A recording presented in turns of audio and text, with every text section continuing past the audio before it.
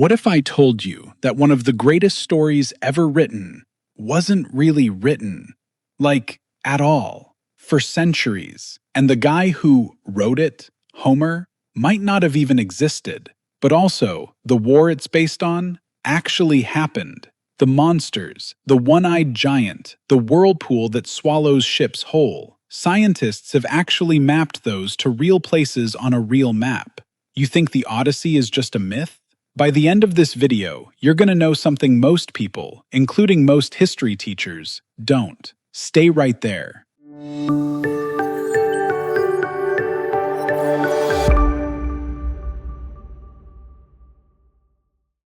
Alright, so let's actually talk about this. The Odyssey, 24 books, 12,109 lines of poetry. 12,000. The thing is an absolute unit of storytelling. It follows a guy named Odysseus, a Greek king from the island of Ithaca who spent 10 years fighting in the Trojan War, and then spent another 10 years just trying to get home. 20 years away from his wife, his son, and his island. This story is one of the oldest pieces of literature that has ever survived on Earth. Scholars date the writing of the Odyssey to somewhere between 725 and 675 BCE. That's about 2,700 years ago, before the Roman Empire, before Julius Caesar, before basically everything. The events it describes are set even earlier, the Late Bronze Age, roughly around 1200 BCE. No iron weapons, no coins, no alphabet. Cities are run by palace economies. Kings are basically warlords with fancy robes.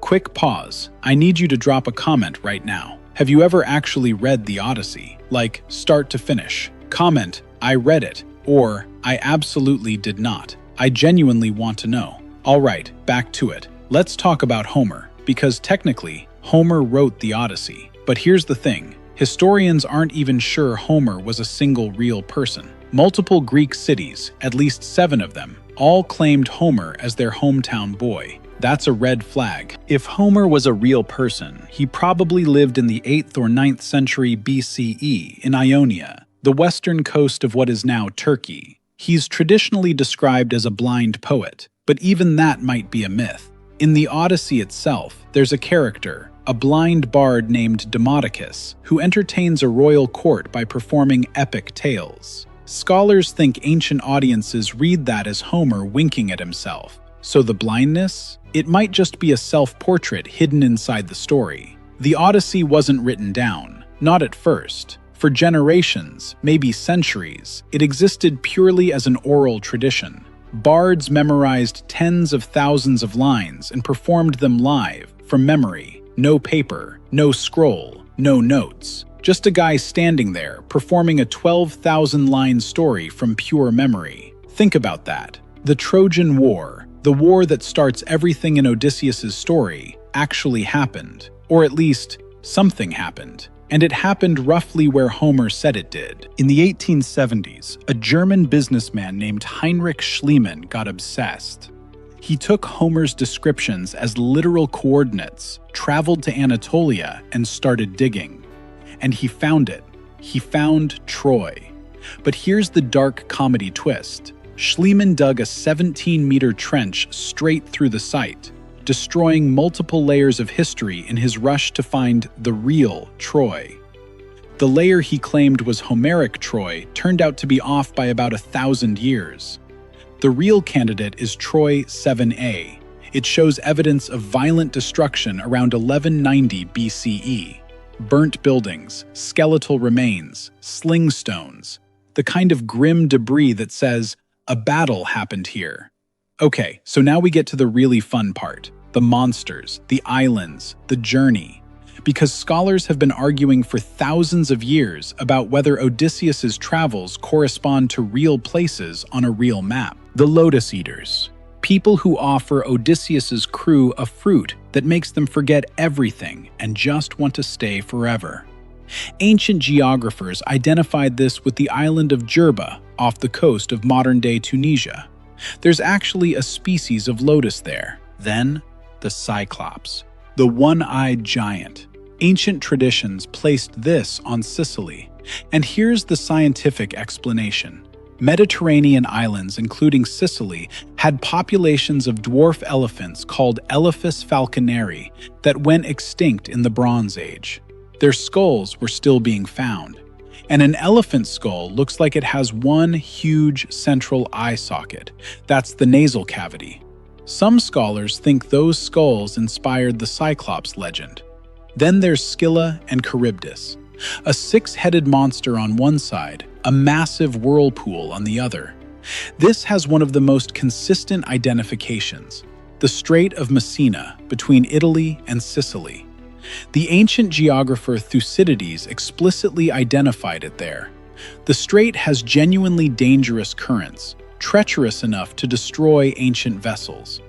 Homer mentions weapons and armor from the Bronze Age with a specificity that later audiences wouldn't have had. He describes boar's tusk helmets, an extremely specific piece of Bronze Age armor made from rows of boar tusks stitched to a leather cap.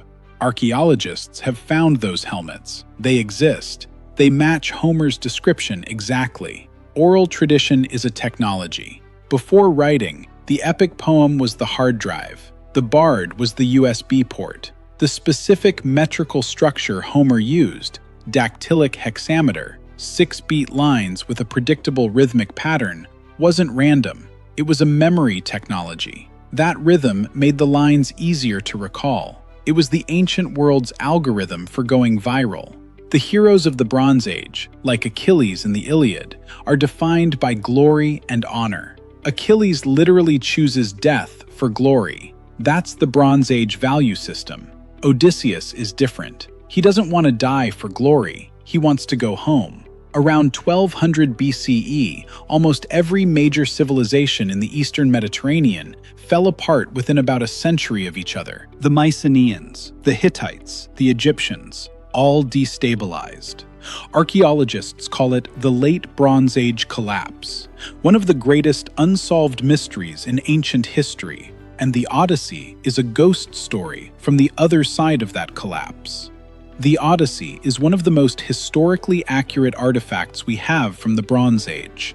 Not accurate in a "this is what literally happened" way, accurate in a "this is what the world felt like" kind of way. Homer wasn't a historian, he was a memory, a distilled, compressed, rhythmically encoded cultural memory of an entire civilization that had collapsed and left almost nothing else behind. Was there a real Odysseus? Bones found in Kephallonia, the island some scholars think is the real Ithaca, are still being analyzed. The tomb found there bears an uncanny resemblance to one described in Homer.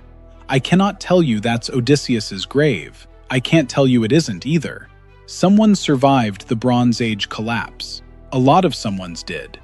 And the fact that 2,700 years later, we're still telling their story, that's its own kind of immortality. If this blew your mind, I've got more coming. The Trojan War alone is worth its own deep dive. The Bronze Age collapse, and Schliemann, the guy who found Troy and also kind of destroyed it, that story is wild. Hit subscribe, drop that comment, see you in the next one.